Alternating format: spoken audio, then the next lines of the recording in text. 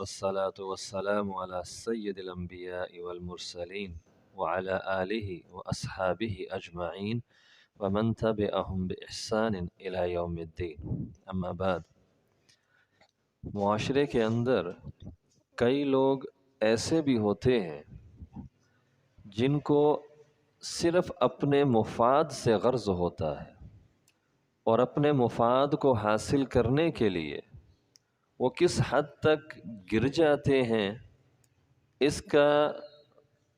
اس کے ساتھ تعلق رکھنے والا جو انسان ہے صرف وہی اندازہ کر سکتا ہے۔ اور ایسے لوگوں کو معاشرے کے اندر دوگلے پن کا نام دیا جاتا ہے، دوگلا انسان، کہ اپنا مفاد اتنا عزیز ہوتا ہے کہ جس فریق کے پاس جا کر بیٹھے اس کا اپنے آپ کو اتنا حمایتی ظاہر کرتا ہے اور اس کے مخالف بندے کے ساتھ اپنی پوری مخالفت کا اظہار کرتا ہے، صرف اس کی ہمدردی اور توجہ حاصل کرنے کے لیے، اس سے اپنا مفاد حاصل کرنے کے لیے۔ اور یہی انسان جب اس کے مخالف فریق کے پاس جا کر بیٹھتا ہے اور اگر وہاں سے اس کو مفاد ہو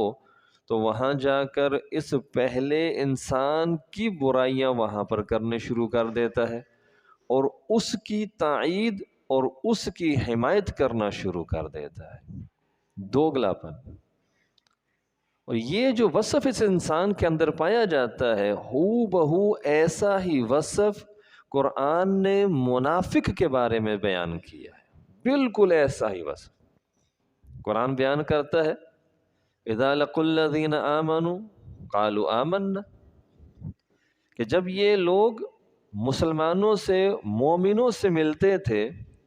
اور ان کو مومنوں سے اپنا مفاد نظر آ رہا ہوتا تو ان کی مجلس میں جا کر اپنے اہل ایمان ہونے کے دعوے کرتے،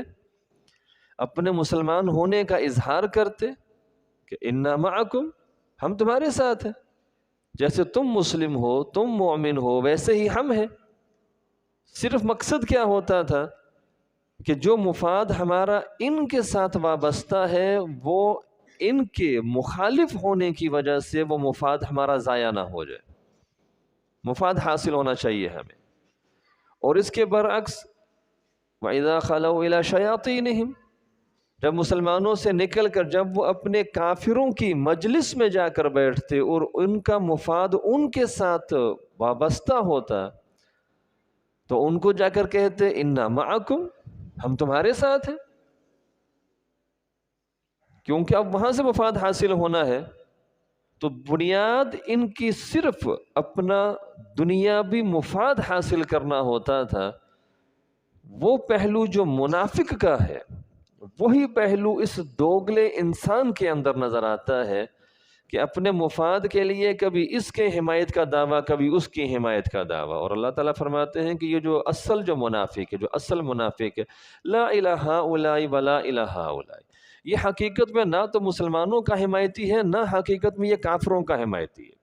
یہ صرف اپنے ذاتی مفاد کا حمایتی ہے کہ جس سے مجھے مفاد مل رہا ہے میں اس کا ساتھ دوں گا، بس میں اس کی حمایت کروں گا، یہ دونوں میں سے کسی کی طرف نہیں۔ اسی طریقے سے یہ دوگلا انسان جو ہوتا ہے یہ بھی کسی کا حقیقت میں حمایتی نہیں ہوتا، یہ صرف اپنے مفاد کی خاطر کبھی اس کا ساتھی کبھی اس کا ساتھی بنتا ہے، حالانکہ حقیقی طور پر یہ دوگلا انسان منافق نہیں ہے، یہ منافق نہیں ہے، لیکن اس کی عادت 100% منافقوں والی عادت ہے، 100% منافقوں والی عادت ہے۔ اور اس انسان کے بارے میں اللہ کے رسول صلی اللہ علیہ وسلم نے ارشاد فرمایا کہ ان من شر الناس عند اللہ منزلا یوم القیامت، اللہ کے نزدیک جو سب سے بدترین قسم کے لوگ ہوں گے مقام اور درجے کے اعتبار سے قیامت کے دن، ان میں یہ ذل وجہین جو دو رخ والا ہے، جو دو چہرے والا انسان ہے، یہ بھی انہی لوگوں میں شامل ہوگا جو روز قیامت اللہ کے نزدیک سب سے بدترین لوگوں میں کھڑے ہوں گے۔ اور پھر آپ نے اس کی تشریح بیان فرمائی آگے، الذین، وہ لوگ کہ یأتوا ہؤلاء بوجہ، جو ان لوگوں کے پاس ایک چہرے کے ساتھ جاتے ہیں، وَهَؤُلَاءِ بِوَجْهٍ، اور ان دوسروں کی طرف دوسرے چہرے کے ساتھ چلے جاتے ہیں، یعنی ان کی طرف گئے تو ان کے حمایتی اور ان کے مخالفوں کے ساتھ اپنی مخالفت ظاہر کر رہے ہیں تاکہ ان کی مکمل حمایت کر کے ان سے فائدہ حاصل کر لیں، اور جب دوسروں کی طرف گئے تو ان کے مکمل حمایتی بن گئے اور ان کے مخالفین کے ساتھ اپنی مخالفت ظاہر کرتے ہیں، ان کی چاپلوسیاں کرتے ہیں تاکہ یہ خوش ہوں ہم سے اور ہمارے جو منافع اور جو مفاد ان سے وابستہ ہے وہ ہمیں حاصل ہو جائے۔ فرمایا یہ ان کی عادت ہوتی ہے۔ اور جس طریقے سے قرآن نے منافق کا جو انجام ہے وہ بیان فرمایا ہے کہ ان المنافقین فی الدرک الاسفل من النار، کہ یہ جو اصل منافق جو ہے، اصل منافق یہ تو جہنم کے سب سے نچلے گڑھے کے اندر پھینکا جائے گا، لیکن یہ جو دوگلا انسان ہے جس نے اپنے اندر منافقانہ عادت پیدا کر رکھی ہے، یہ بھی جہنم کی آگ سے نہیں بچ سکتا ہے۔ اس کے حوالے سے بھی اللہ کے رسول صلی اللہ علیہ وسلم نے بڑی سخت وعید بیان فرمائی ہے۔ آپ فرماتے ہیں من کان ذا الوجہین فی الدنیا، جو انسان دنیا کے اندر اپنے مفاد کو حاصل کرنے کے لیے اس حد تک گر جاتا ہے کہ یہ دوگلا پن اختیار کرتا ہے زندگی کے اندر، فرمایا جب روز قیامت رب کے ہاں پہنچے گا، رب ذوالجلال اس کو جہنم میں بھی پھینکے گا، اور ساتھ ہی ساتھ کان لہ لسانان من نار، اس کے منہ کے اندر آگ کی 2 زبانیں لگا دی جائیں گی، اس کے منہ کے اندر آگ کی 2 زبانیں ڈال دی جائیں گی کہ جب یہ جس طرح یہ دنیا کے اندر 2 زبانیں استعمال کرتا تھا 2 مختلف افراد کے لیے، اسی طرح عذاب کے طور پر وہاں اس کے منہ میں 2 آگ کی زبانیں ڈالی جائیں گی کہ اب ان 2 زبانوں کا اس دوگلے پن کا مزہ بھی چکھ کس انداز سے چکھا جاتا ہے۔ یہ دوگلا انسان جو ہے یہ دنیا میں اپنے آپ کو بڑا ہوشیار سمجھتا ہے کہ میں لوگوں کو کس انداز سے اپنے داؤ میں لیتا ہوں اور ان سے اپنا مفاد حاصل کر لیتا ہوں، اور لوگوں کو میرے داؤ کی سمجھ بھی نہیں آتی ہے۔ یہ اپنے آپ کو بڑا کاریگر اور بڑا یہ ہوشیار سمجھتا ہے، لیکن حقیقت میں اس سے بڑا بے وقوف انسان جو ہے وہ دوسرا کوئی نہیں ہوتا ہے کہ جو لوگوں کو بے وقوف سمجھتا ہے اور اپنی آخرت کو ٹگے ٹگے کے منافع کے اوپر کس انداز سے برباد کر کے بیٹھ جاتا ہے۔ اس سے بڑا بے وقوف اور کون ہوگا، جس کو اس بات کا شعور نہیں ہے کہ جو منافع ہماری قسمت میں اللہ رب العزت نے لکھا ہے وہ ہمیں ہر صورت ملنا ہے، اس کو حاصل کرنے کے لیے ہمیں یہ دوگلے پن کرنے کی ضرورت نہیں ہے، ہمیں کسی کی چاپلوسیاں کر کے کرنے کی ضرورت نہیں ہے کہ ہم اس کی چاپلوسیاں کریں یا اس کا دوگلا پن اختیار کر کے اپنا مفاد حاصل کریں۔ جو لکھا ہے وہ ہم کو مل ہی جائے گا، چاہے ہم اس کے منہ پر اس کے غلط کام کی، اس کے منہ کے اوپر سے غلط کام کی جو ہم تردید کرتے ہیں کہ بھئی آپ کا یہ کام کیا وہ غلط ہے، تردید کرتے ہیں، تب بھی جو منافع اللہ نے لکھا ہے وہ کوئی روک نہیں سکتا ہے،